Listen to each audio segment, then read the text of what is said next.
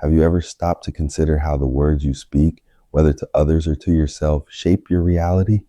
It's easy to overlook the power of language, but the way we communicate plays a huge role in how we perceive challenges, interact with others, and ultimately grow as individuals. Every phrase we use is either reinforcing a fixed mindset or encouraging a growth-oriented one, and highly intelligent people understand this. Language doesn't just reflect our thoughts, it actually influences them. The way we speak can affect how we feel, how we respond to failure, and how we engage with opportunities. That's why truly insightful individuals are incredibly intentional with their words. They avoid certain phrases, not because they're offensive or inappropriate, but because these phrases shut down curiosity, limit self-belief, or hinder progress. In this video, we're going to explore 10 phrases that highly intelligent people never use. These aren't toxic or inherently bad statements, but they do tend to close doors rather than open them. Each of these phrases represents a way of thinking that can quietly sabotage growth, learning, and meaningful connection with others. By recognizing and replacing these common expressions, you can start to shift your mindset and unlock a deeper level of personal development. Whether you're aiming to be a better leader, a more thoughtful communicator, or simply more self-aware, this list will offer practical takeaways you can apply right away. We'll not only highlight the phrase, but also explain why it can be harmful and offer a more empowering alternative you can use instead. So, if you're ready to upgrade your language and your mindset, let's get started. Phrase number 1, I'm just not good at this. It might sound innocent, even humble, but this simple sentence is a subtle way of giving up before you've even started. Have you ever found yourself tuning out as soon as someone starts talking about something you think you already understand? The phrase, I already know that, might seem harmless, but it can quietly shut the door on learning, growth, and connection. It's a common reflex, especially in conversations where we feel confident or experienced, but it's also a sign of a fixed mindset. Highly intelligent people avoid this phrase because they recognize a deeper truth. Knowledge isn't static. Even when you're familiar with a topic, someone else's perspective might reveal a nuance you've never considered or connect dots in a way you hadn't thought of before. By claiming, I already know that, we not only dismiss the other person's input, but we also rob ourselves of the opportunity to learn something new or reinforce our understanding in a fresh context. True intelligence is rooted in intellectual humility, the understanding that no matter how much we know, there is always more to learn. This doesn't mean doubting your knowledge. It means staying open to the idea that every conversation can offer insight. Instead of shutting down the discussion, try reframing your response to show curiosity. A simple shift like, that's interesting. How did you come to that conclusion?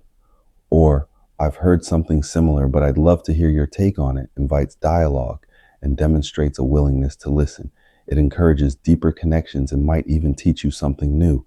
As the Stoic philosopher Epictetus wisely said, it is impossible for a man to learn what he thinks he already knows. That quote hits hard because it's true. The moment we believe there's nothing more to learn, we stop growing. Stoicism teaches the value of humility, patience, and self-awareness, qualities that align closely with emotional intelligence and open-mindedness. Here's a simple challenge. The next time you're tempted to say, I already know that, pause. Ask yourself, what can I learn from this version of the information? What might I be missing? Lean into curiosity instead of certainty. This mental shift transforms everyday conversations into opportunities for growth. By dropping this one phrase and embracing a more curious, open approach, you'll not only expand your knowledge, but also become someone others genuinely enjoy talking to.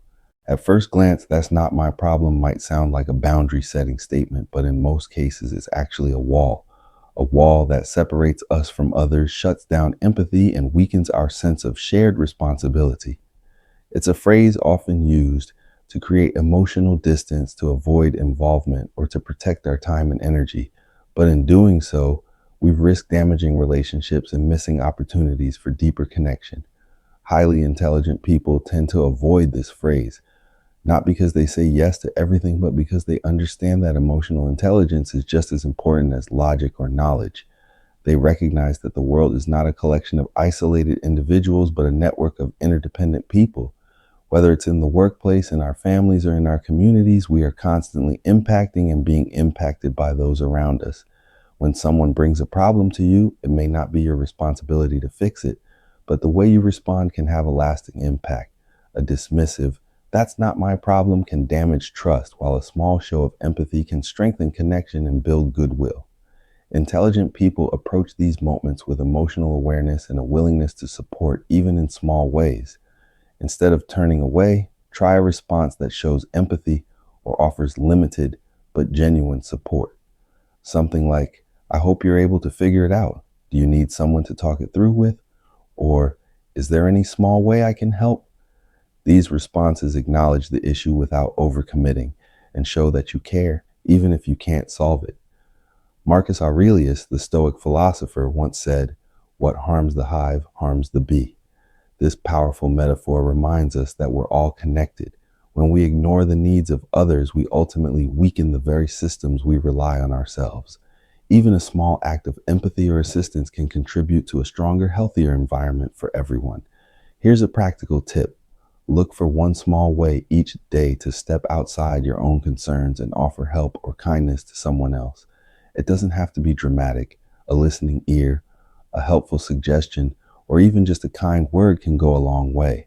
By replacing "that's not my problem" with even a moment of empathy, you not only elevate your emotional intelligence, you also build trust, credibility, and stronger relationships.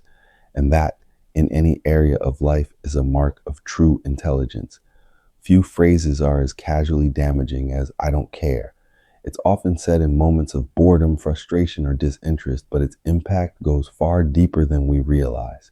Whether spoken to end a conversation, dismiss a concern, or show detachment, "I don't care" sends a powerful message. You or this topic don't matter to me.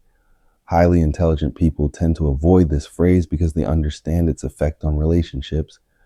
Dismissiveness doesn't just shut down a conversation, it erodes trust, signals emotional unavailability, and discourages people from opening up in the future. In both personal and professional settings, how we respond to others, especially when we're not particularly invested, says a lot about our character. Intelligence isn't just about knowing facts, it's about knowing people. Emotionally intelligent individuals recognize that they don't have to be deeply interested in a topic to be engaged in a conversation. Sometimes it's not about the subject, it's about the person sharing it. Showing a little interest can make someone feel seen, heard, and respected. And more often than not, that simple act of engagement leads to learning something unexpected or building a stronger connection.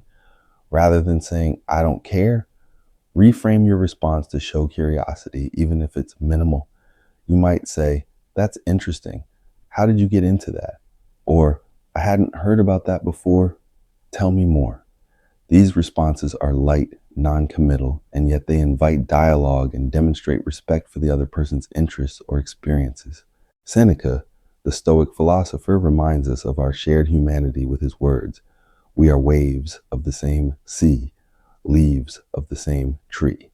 Even when conversations feel small or disconnected from our world, we're still engaging with another human being, another leaf on the same tree. Each interaction offers a chance to foster understanding, compassion, and connection. Here's a practical tip. The next time you feel disinterested in a conversation, pause. Instead of disconnecting, try asking an open-ended question. Something as simple as, "What do you enjoy most about that?" can shift your mindset from indifference to curiosity. You don't have to become an expert on the topic. Just being present and attentive is enough. In a world that often feels rushed and transactional, curiosity is a quiet superpower. Ditching the phrase, "I don't care," and choosing to engage, even briefly, can strengthen your relationships and deepen your understanding of the people around you. And that ultimately is a hallmark of real intelligence. Few phrases shut down a conversation faster than "you're wrong." While it might feel like a direct way to challenge misinformation or disagreement, it often does more harm than good. When we tell someone they're wrong, we trigger defensiveness, turn the conversation into a debate, and shift the focus from learning to winning. The goal becomes proving a point rather than understanding a perspective.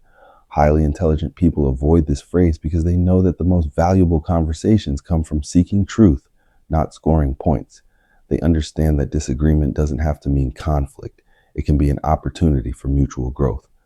By choosing their words carefully, they keep conversations open, respectful, and productive.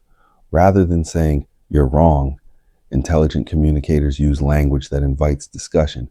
A better approach might be, "That's an interesting perspective. Here's how I see it." This kind of phrasing acknowledges the other person's viewpoint and sets the stage for dialogue instead of argument. It signals that you're more interested in exchanging ideas than in being right. Marcus Aurelius captured this mindset beautifully when he said, "If someone can prove me wrong and show me my mistake, I will gladly change.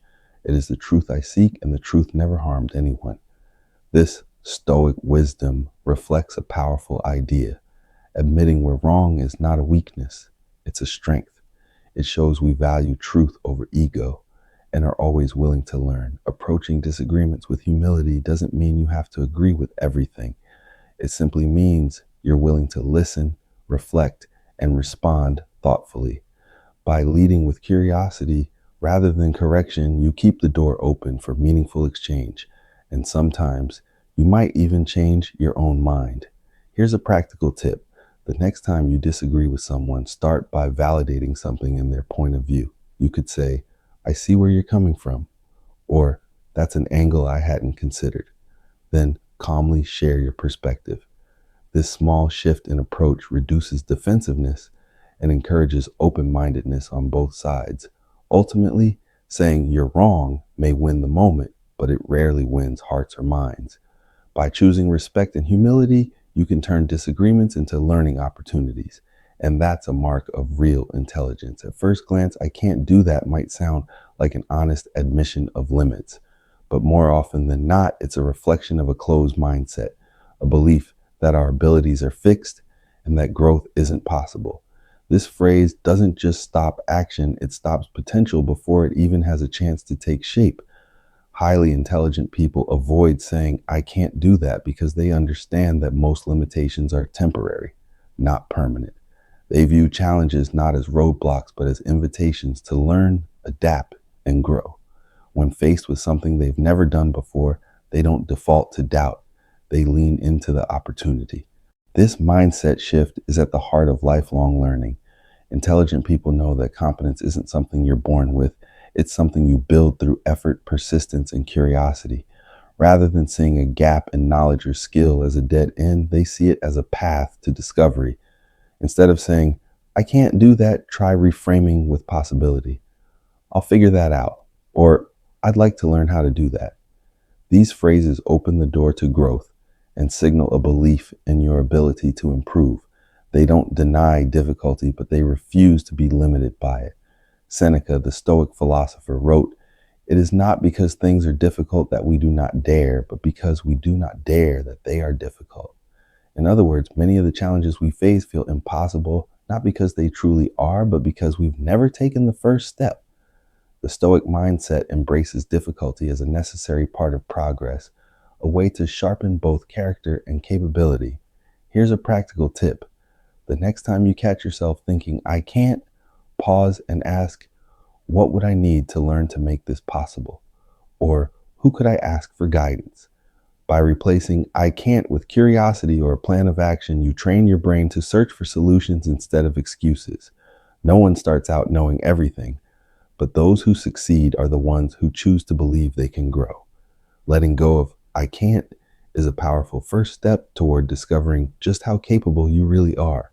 We've all heard it or said it, "That's impossible." It's a phrase that often comes up when an idea feels too ambitious, a problem seems too complex, or the odds look overwhelmingly against us. But while the words might feel like a rational response to difficulty, they often serve as a mental barrier that shuts down creativity, problem solving, and progress before they even begin. Highly intelligent people tend to avoid saying "that's impossible," not because they believe anything can happen without effort, but because they understand the power of possibility thinking.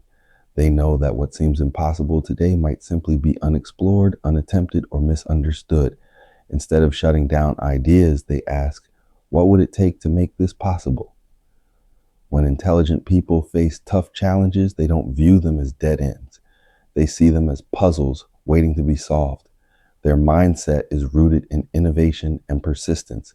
Whether they're working on a scientific breakthrough, a creative project, or a personal goal, they treat impossible as a temporary condition, not a final verdict. A better response than "that's impossible" might be, "that sounds challenging, but let's explore how we can approach it." This kind of language encourages exploration, teamwork, and creative thinking. It transforms an overwhelming problem into a curiosity-driven process. Marcus Aurelius, the Roman emperor and Stoic philosopher, offers wisdom here. "I will encounter difficulties, but I'm equipped to face them."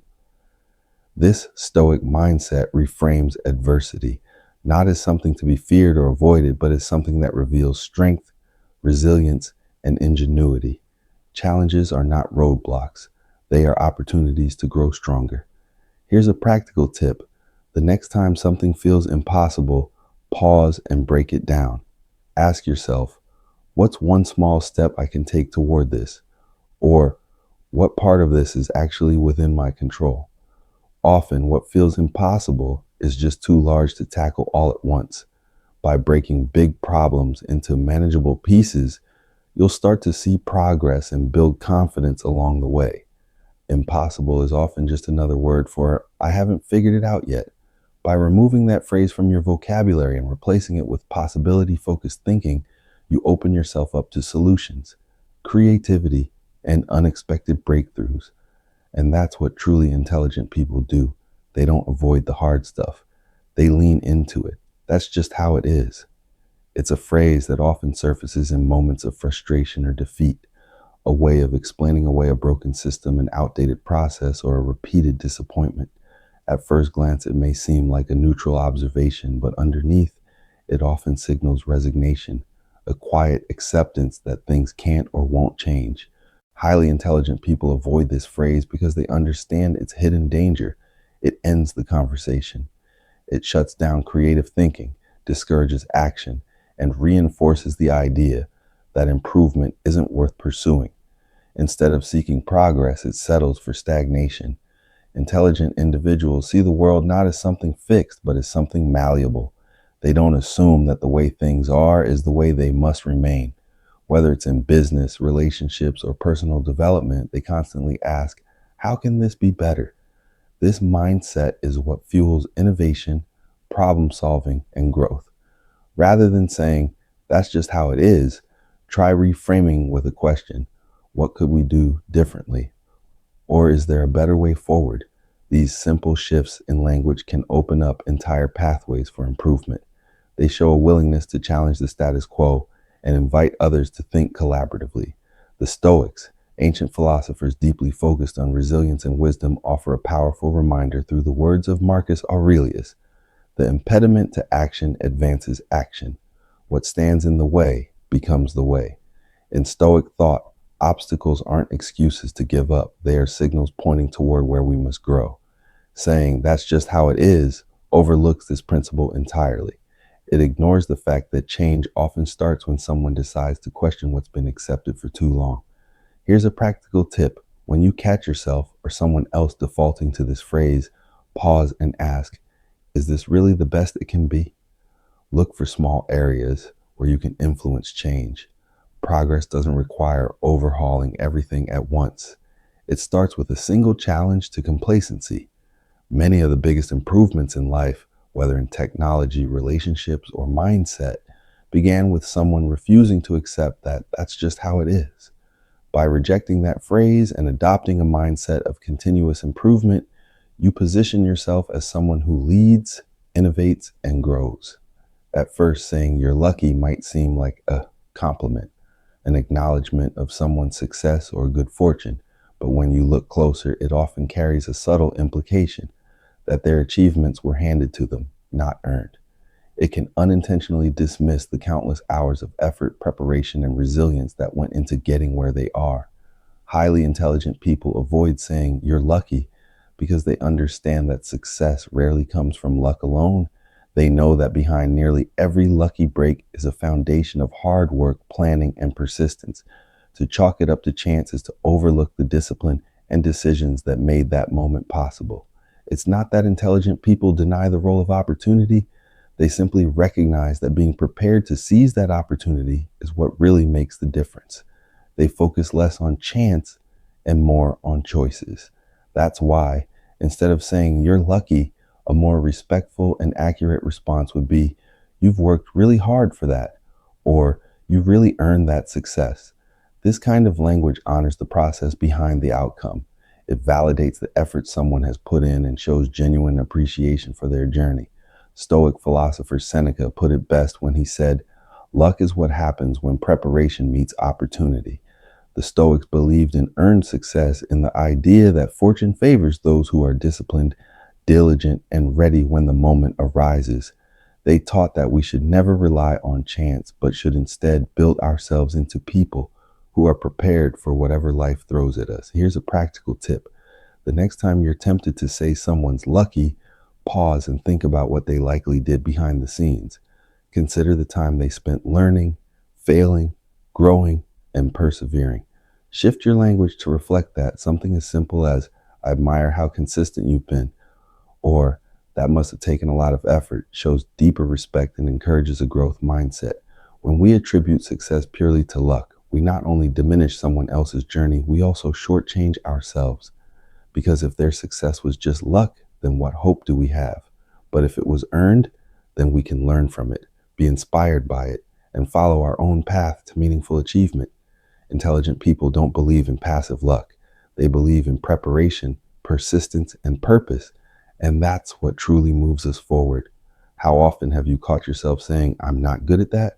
Whether it's a new skill, a challenging task, or something outside your comfort zone, this phrase can feel like a simple admission of weakness. But when we say it, we're not just stating a fact. We're locking ourselves into a fixed mindset that limits growth and development. At its core, "I'm not good at that" assumes that abilities are fixed, that we're either born with a certain skill set or we're not.